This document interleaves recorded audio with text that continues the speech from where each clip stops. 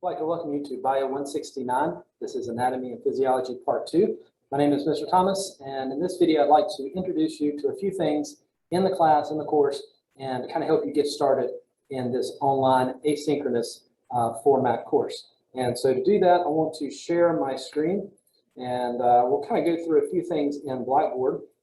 Most of you will be already familiar with Blackboard. And so you should now be able to see the course. And like I said, I want to go through a few things here, kind of get you set up so that you will be successful in this class. The first thing that you'll see, I've already logged into the section by 169. And the first thing you'll see is the announcements page. This will, I'll update this maybe 2-3 times a week and send out announcements for the class. And so this is very important to read over the announcements and things that I post. It also, whenever I post an announcement here, it will also go to your student email address, and make sure you are checking your student email address and also using that to communicate, email your instructors and people on campus. And so just kind of real quick, we'll go through some of the main things here, and then I'll kind of give you a tour through a few things in Blackboard. What I've listed out here is the couple of main things you need to do right at the beginning of the semester. You need to read the syllabus. We're going to go over that. I'll go over that with you. You need to complete the enrollment verification quiz. If you've taken an online class before, you've done this. You probably have done this before. This only takes a few minutes. There's a link up here at the top of the page to click on that. Once you click on that, you'll see the little quiz here. It only takes maybe 5 to 10 minutes to complete, but it's very important because this is how you are going to be, your attendance will be recorded for the first week. And so you need to have this completed. Try to do this the first day that you log in, and this must be submitted by Thursday, August the 26th. Your lab kit is going to be an e-science lab kit. It's number 5019. And this is something new this semester. The cost of the lab kit is actually part of your tuition. So just by paying for your tuition, you have paid for the lab kit. So you don't need to purchase a lab kit. If you have 168 online, maybe purchase that lab kit at home. You purchase a lab kit at the bookstore. You don't have to do that this semester because everything is included, or your lab kit cost is included in your tuition. The e-science company will automatically, once they get the final roster, they'll automatically mail your kit to your mailing address. Right? You do need to register with Pearson's Mastering. If you have 168 here, then you're probably very familiar with this. If you purchase the mastering code from the bookstore, then there's a good chance your code is still valid. And so if some students purchase it directly from Mastering or directly from Pearson, and so they may have purchased a 6-month access, and so in that case you may have to purchase this again. So once you log in to Mastering, it should have up there whether or not your code is still valid or not, or when it expires. I can also check on that, so if you have questions about that, you can email me and I can let you know. I'll show you where the assignment schedule or pacing guide is located. This is very important because this lists all of your assignments for the class and their due dates. So relatively quickly, I want to go through some of the menu items here. Again, we talked about the enrollment verification quiz, course information. This is where you're going to find your instructor contact information. Let me show you this real quick. This basically has my email address is listed here. That's a very good way to contact me if you have a question about something. Then I will try to email you back, hopefully that same day. My office is located in the health building. It's room F110E, and my office phone number is listed here as well. I do have campus office hours this semester, and so those will be Tuesday, Wednesday, and Thursday from 1 to 2. And also I have virtual office hours through using Zoom.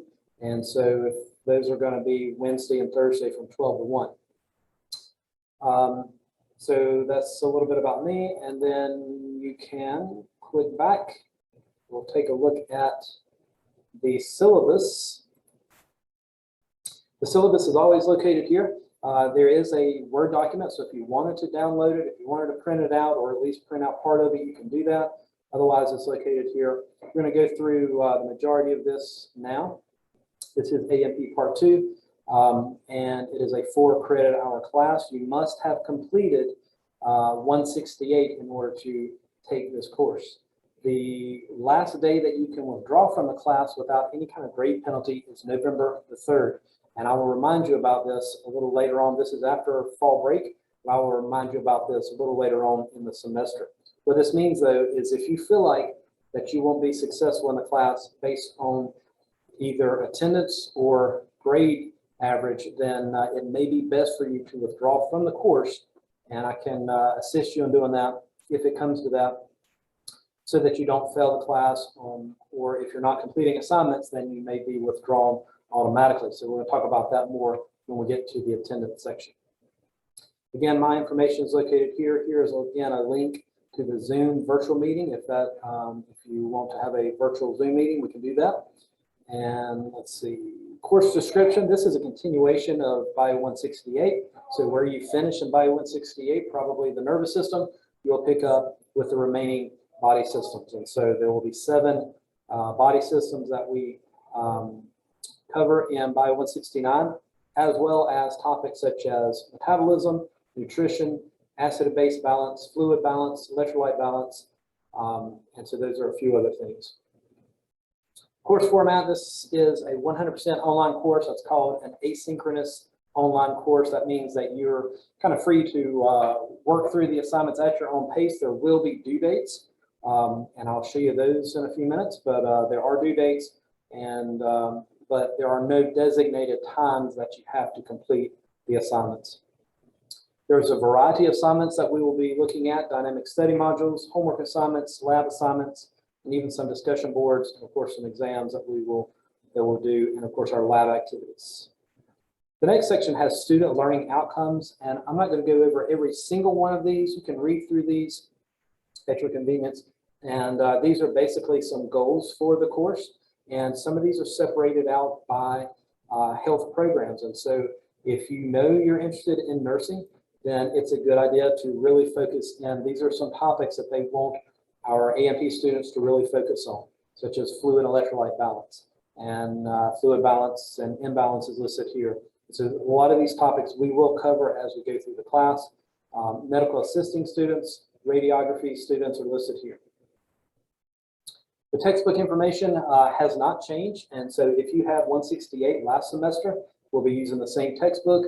It's the Human Anatomy and Physiology textbook through Pearson, and you may have purchased a hard copy, and if you have that, that's great. If you don't and you're fine using the e-text, then that works as well. So that's kind of optional. You do have to have, though, that mastering access code up to date, and like I said, it may still be valid if you purchased it last semester. You will need, of course, a lab kit, but we've already talked about how that's going to be included in your tuition. And you will need some kind of digital camera, either your, some kind of webcam on a computer or a Chromebook or on your phone, because the lab activities, you'll be taking pictures of your lab activities. Some you'll be recording video. So when you do a dissection, I'll ask that you record a video of you identifying different anatomical structures of that particular specimen. The course overview is listed here for you. We've kind of been through this already, but we'll start out with the endocrine system. And this is not exactly the order that we'll go through, but it kind of lists out some of the major topics that we will cover. Basically, it's the remaining 7 human body systems in addition to some special topics such as nutrition, metabolism, electrolyte balance. All right, evaluation methods. This is how you're going to be graded in the class. And so this is a 10-point grading scale.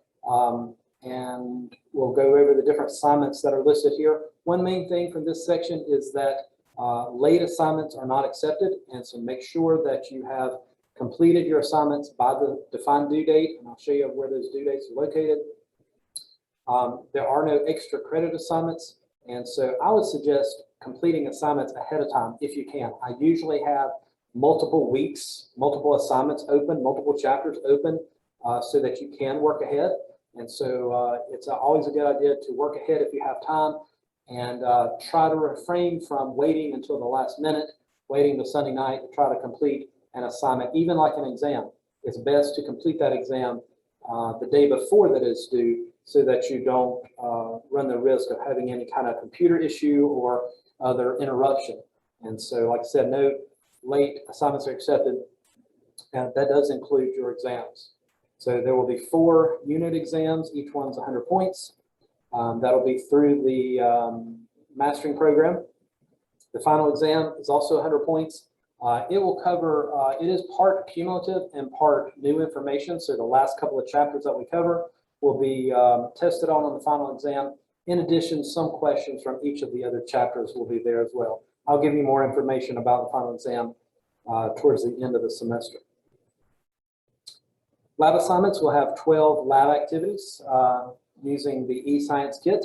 And I've already talked about how that some kind of digital picture is usually required, or video is required to receive credit for those particular lab assignments. If you have 168 before, you may have completed something called a dynamic study module. These are similar to like a flashcard based system. They're meant to reinforce what you are learning in the chapter as you read the chapter and as you study the chapter. So it's good to kind of work on these as you go along. A lot of the questions are based on vocabulary, and so they're kind of helping you learn some of the basic vocabulary and some of the concepts in the chapter. And so it's best to kind of complete these as you're studying the chapter. There's 28 of these, and each chapter that we cover will have either 2 to 3 of the modules, study modules. And so, so as long as you complete the study modules by the defined due date, you will receive the full credit, and each one is 2.5 points. It doesn't sound like a lot, but after you add up all of those, you'll see that you'll have a total of 70 points at the end. And so it's very important to complete these before the due date, or by the due date. There will be some homework assignments. These are more similar to like a quiz type setting, or like a chapter test. These homework assignments are basically testing you to see how well you understand the information. I would suggest kind of doing these toward the end of the learning module that you're working on. So in other words, I would suggest reading the chapter, taking notes, studying the vocabulary, watching the lecture videos, doing the dynamic study modules, all of that first. And then once you're comfortable with the chapter information, then complete that chapter homework, because it's going to be graded. It's not timed, but it is graded for accuracy. And so you want to make sure that you get as many of those correct as you can. Each chapter will have one of those. There's 11 chapters. Each one is 15 points each. So you have a total of 165 points worth of homework, chapter homeworks. The last assignment is a discussion board.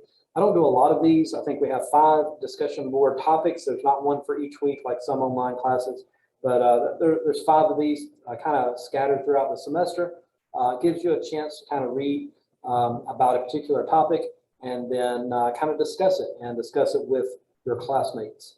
And so make sure here, though, that you follow the word limit. There's a word limit. You're supposed to have at least 100 to 150 words for your initial post and for your response post to a classmate.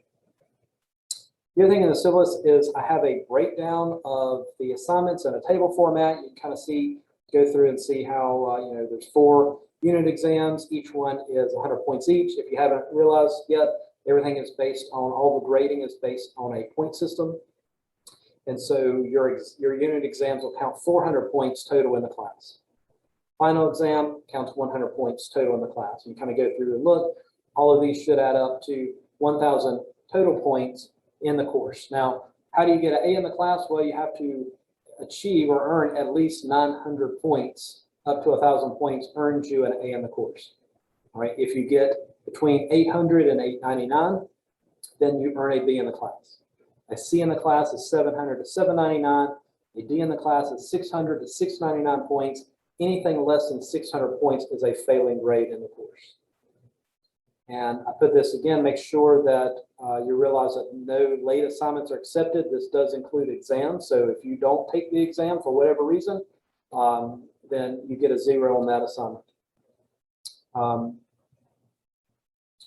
Some critical success strategies are listed here for you. These are just things that, I feel like would help you in the course.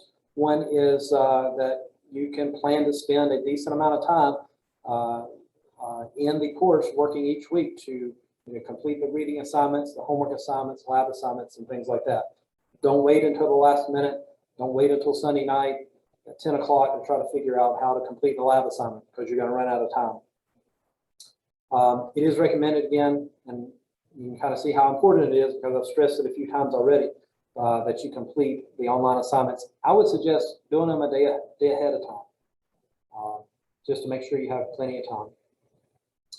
The attendance policy. This is very important. You need to make sure you complete that enrollment verification activity again by August 26th. And then your attendance is calculated based on your completion of assignments in the class. So if you don't do any coursework at all for 2 consecutive weeks in the course, then you will be dropped from the class. And it's an automatic WF in the course, and that means it goes into your grade point average, right? Or any combination of this. So 2 weeks means you didn't complete, the lecture assignments for 2 weeks, and you didn't complete the lab assignments for 2 weeks.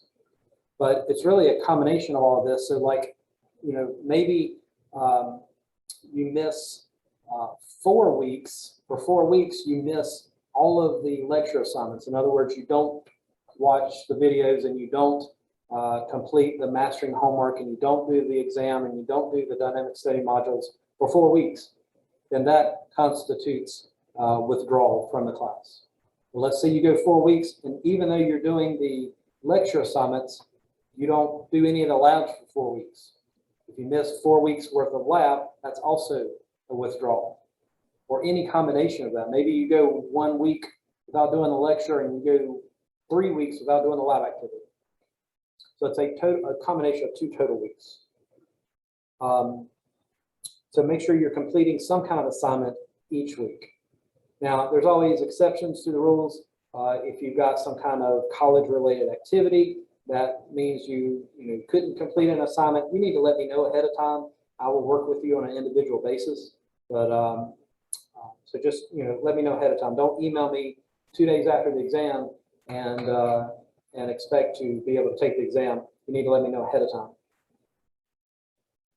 If you have any kind of student concerns, this next section is telling you who to contact. Number one, your first point of contact is me, the instructor. And so send me an email if you've got a question in the class. Send me an email, schedule an office visit, call me on the phone, whatever the case is. Contact me first. I'll be glad to help you out. If I can't help you out to your satisfaction, then you contact the department chair. His information is here. If he can't help you out satisfactorily, then you can contact the associate vice president. All right, some general policies of the syllabus are listed next. These are kind of across the campus type rules, and not just specific for this class, but across the campus rules are listed here. Academic integrity, that means don't cheat, otherwise you will receive some kind of reprimand. Confidentiality policy, that means that your academic information is only accessible to you. In other words, someone can't call up and ask me how you are doing in the class, or how your attendance is, or how your academic record is, unless they have your permission. There is a form that you can fill out in student services, and that grants someone permission to have access to your records. Accessibility services. This information here is, if this applies to you, then there are, again, some forms and paperwork that you will fill out, and then they will contact me to let me know what kind of accessibility options that you require. Non-discrimination, Title IX, sexual misconduct. This is a part of the syllabus that says that Johnson Community College, including myself and the course, does not discriminate in admissions, employment, or any kind of educational programs based on age, race, color, sex, national origin, disability, religion, creed, military, veteran status, genetic information, or anything else. And then campus safety and security. We do have a security office here in the Wilson building. We do have 2 Smithville police officers that patrol the area as well. And so you can find some more information about that from this link. Minors on campus. This means that if you're on campus for whatever reason, taking a class, going to the library, make sure that your children have proper care. Cell phones, electronic devices, that only applies to seated hybrid courses. The student technical and academic resources, there's a tab at the top of your Blackboard for this. And if you need help with Blackboard or accessing email or Web Advisor, all of that information, then you need to contact someone in the library, the Learning Resource Center, in the Jolt area, and the Jaguar Office of Learning Technologies. They will be able to help you out in that area. But there's a resource tab at the top of the page. All right. So feel like I've fairly quickly but thoroughly covered the information in the syllabus. If you have questions about the syllabus, please feel free to contact me again. Send me an email, call me up, come see me. I'll be glad to go over it in more detail. Other things in course information. The textbook information is listed here again, but we've already covered that. The course assignment schedule, I want to show you this. I would suggest downloading this, maybe even printing it out, having it close by your notes, because this is going to show you kind of at a glance what chapter we're working on and what assignments are due and when they're due. And so we're going to start out, we're in chapter 16. This is a relatively long chapter. There's a lot of information in the endocrine system that we'll cover. So I've divided it into 2 kind of modules for 2 weeks. But for the first module, there'll be the dynamic study module due for that on Sunday, and then a discussion board is on Sunday as well. I've also listed the exams. You'll have multiple days to complete the exams, but I listed the due date for you there as well. And the lab activities that we'll cover are listed here as well. All right, other things on Blackboard. I've put all of your lecture information that you'll need in the learning module menu item that's here in Blackboard. When you first click on it, you'll see the introduction folder. So let's just see, I think I have everything, I've covered most everything here. If you haven't registered for mastering, or if you're new to 169 here, you didn't have 168 here before, and you're just taking 169, then you'll need to register with the mastering again. You need to complete the enrollment verification quiz, register your kits. You need some way to record and share videos with me. Most students either have a YouTube account, or I have directions on how to create a YouTube account. So like if you are making a video either for one of the labs or a discussion board video that you're going to do this week, you can record the video and post it to YouTube. You can make it unlisted, so everybody's not watching it except for the people that have the actual link. Post the link, because Blackboard doesn't have room for you to upload the actual video to Blackboard, so just post the link, and then that way I can see it. If you have a shared account and you want to record your video and put that in Microsoft OneDrive, because JCC uses Microsoft 365, then you can do that. Or if you have a Google Drive and you wanted to put your video there and share the link there, you can do that as well. Here's another link for the enrollment verification quiz. Here's a link to mastering, and then a folder here with information on how to make a YouTube account if that's the way that you're going to post your videos. All right, let's go back to learning modules. So the first learning module here, chapter 16, part 1 is open. When you click here, there should be everything that you need to complete the information for this learning module. So I'll always start with a couple of directions here for you. So for chapter 16, for example, you need to make sure you complete it by the due date that's specified here, Sunday, August the 22nd. You need to read part of the chapter. This is one, remember this is going to be divided into 2 separate weeks, but so I kind of divided up the sections. So the first week you need to read the first 3 sections, watch the lecture videos, and then I would suggest taking notes. Just like you're in a seated section, if you want to be successful in the class, I suggest taking handwritten notes, making handwritten flashcards, having a notebook for the vocabulary and the concepts in the class. You need to review the PowerPoint notes, complete the dynamic study module, and the discussion board. But everything that you need is going to be right here in this folder. So if I scroll down, you'll see that I've got some endocrine system notes for you. I've got a lecture video. I've got it divided into a couple of parts here, and I have a folder for additional videos. So what I've done is I've recorded some lecture videos here for you, but then, there may be some additional videos that I find in YouTube that I think would be helpful to maybe explain some more about the topic, so those are there as well.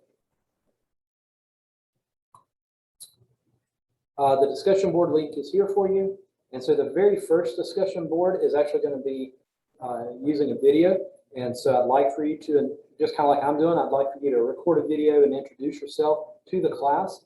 I've given you a few ideas, that some things that you can talk about. It doesn't have to be very long, but introduce yourself to me in the class, and then either upload that to YouTube and provide a link, put it in a shared folder, and post your shared link to the discussion board forum. And then, of course, here's your dynamic study module link. I usually try to open multiple weeks at the same time. So once everybody kind of gets started, I will go through and open up, week 2 and week 3, so that if you can work ahead, or if you want to work ahead, you can go ahead and start moving forward in the class. Over here, you'll see a link for the exams. There's no exams listed yet, and so this is where your exam links will be.